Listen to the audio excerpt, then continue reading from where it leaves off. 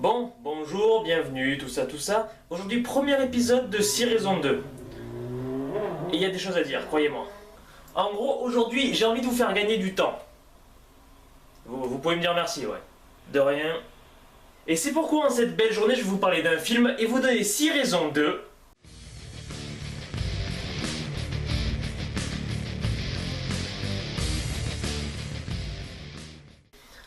Ouais. Les visiteurs de la Révolution. Bordel! Mais comment c'est possible de jouer aussi mal? C'est vraiment institutionnel tellement c'est mauvais. Je veux dire, les personnages de Jacouille et Godefroy, ils font clairement partie de mon enfance, j'ai grandi avec. Et bordel que ça m'a fait mal de les voir comme ça. Les acteurs, ils sont plus du tout en accord avec leurs personnages et ça se sent, ça se voit de ouf. Et c'est triste de voir Jacouille faire des trucs forcés. C'est plus du tout crédible une seconde. Godefroy, il est pas là. Le mec, il est pas là. C'est-à-dire, je suis persuadé que le mec est cliniquement mort pendant 20 minutes pendant le tournage parce que c'est pas possible d'être aussi absent dans un film.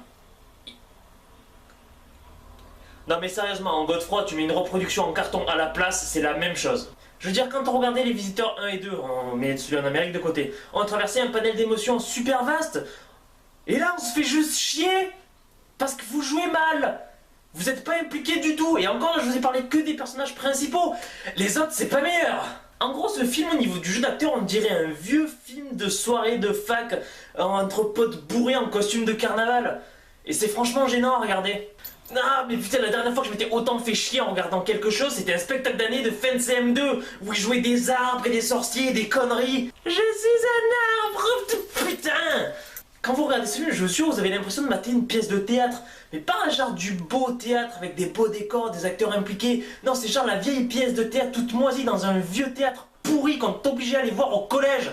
Et où tu te faisais chier, mais chier. Bon alors je connaissais l'expression couper au couteau, hein, pour dire que c'était un montage assez bidon. Mais alors là c'est pas au couteau, c'est à la truelle. De dos, de nuit, à cloche-pied. Enfin c'est de la merde quoi. Non mais c'est pas possible, c'était un stagiaire de 3ème qui s'est occupé du montage. Non, on monte pas un film comme ça. En gros le film c'est une vieille succession de scènes avec plus ou moins un gag au milieu et une chute et wouh, allez, nouveau lieu, nouveau décor, nouveau perso, wouh, rien à foutre. Non, c'est pas comme ça que ça marche. Il faut une suite logique entre les scènes, sinon on comprend rien. Le montage il est bidon, le rythme il est super aléatoire. Il y a un truc de ouf, c'est que la moitié du temps, tu as des genres de gros malaises, parce qu'à la fin des scènes, ils laissent un blanc pour la chute de leur gag. Sauf que c'est pas drôle. Ça laisse un gros moment gênant à chaque fois, vraiment. Non mais je me demande vraiment si quelqu'un a regardé le film avant de le balancer dans les cinémas, et si oui, c'est pas dit, mais putain, on comprend rien.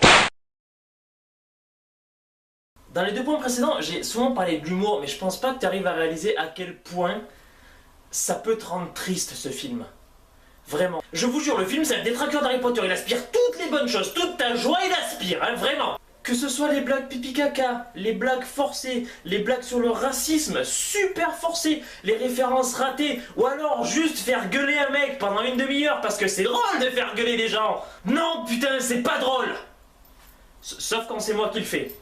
Là c'est différent. Ce qui me rend triste, c'est qu'on sent que les 2 acteurs principaux essaient de faire quelque chose avec leur personnage. Ils sont plus du tout en accord avec, mais ils essayent encore de faire quelque chose. Et c'est triste parce que ça marche pas, et parce que le film il est bidon, donc c'était pas possible de faire quelque chose de bien. Et à la limite, quand il y a un gag qui est plus ou moins drôle, ils te le rebalancent tellement à la gueule, tellement que t'en es écœuré. Ils ont rien géré au niveau de l'humour, c'est affolant. Un documentaire sur la chasse des bébés phoques a un potentiel comique plus puissant que ce film. Et je vous jure que j'en rajoute à peine. 2 heures 2 heures 2 heures de ça 2 heures entières de ça, de rien, de nul, 2 heures 2 heures 2 heures et je l'ai regardé en entier. Putain, ma vie elle est triste.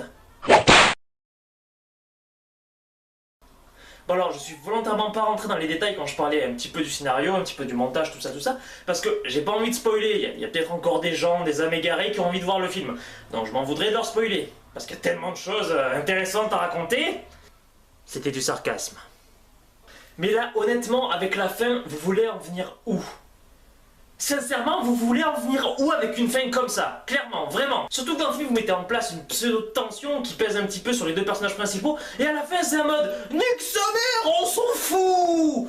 Putain, mais c'est pas comme ça que ça marche! Bon, désolé, je vais un petit peu parler de la fin, je vais pas spoiler, mais quand même, une fin ouverte! Vraiment, une fin ouverte! Vous avez espoir de faire une suite à ce truc, et avec les mêmes acteurs! Avec les mêmes acteurs, le même délire, vous voulez le refaire encore une fois, vraiment! Mais fuyez, pauvre fou!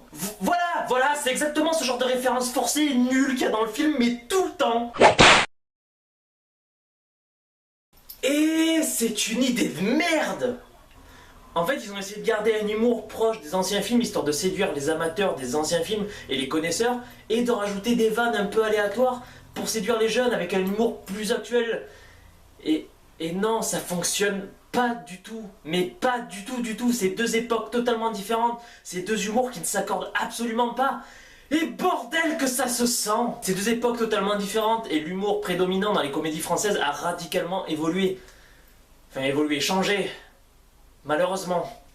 Et là vraiment, on dirait qu'ils essaient d'assembler les pièces de deux puzzles différents, et ça fait un truc au final.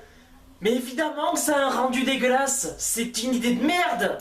Et au final, on se retrouve avec un film bâtard qui ne fonctionne dans aucun sens, puisque ça n'a ni l'impact qu'avaient pu avoir les anciens films, ni vraiment la fraîcheur ou quoi que peuvent apporter les nouvelles comédies.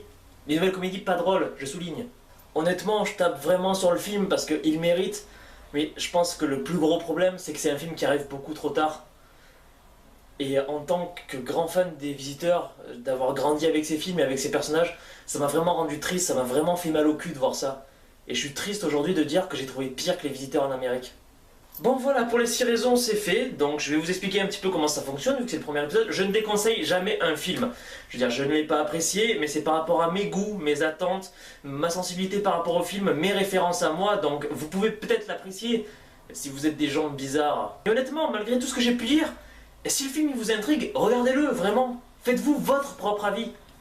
Et venez me donner raison dans les commentaires après. Mais putain, bonne chance, vraiment. Bien, merci d'avoir regardé, j'espère que ça vous aura plu, que ça vous aura intéressé, que ça vous aura fait rire, plein de choses quoi.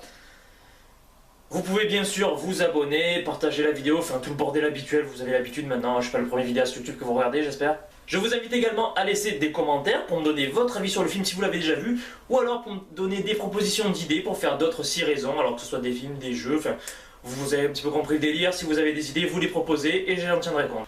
Sur ce, je vous dis 6 fois merci, je vous fais des bisous et à bientôt. Ciao.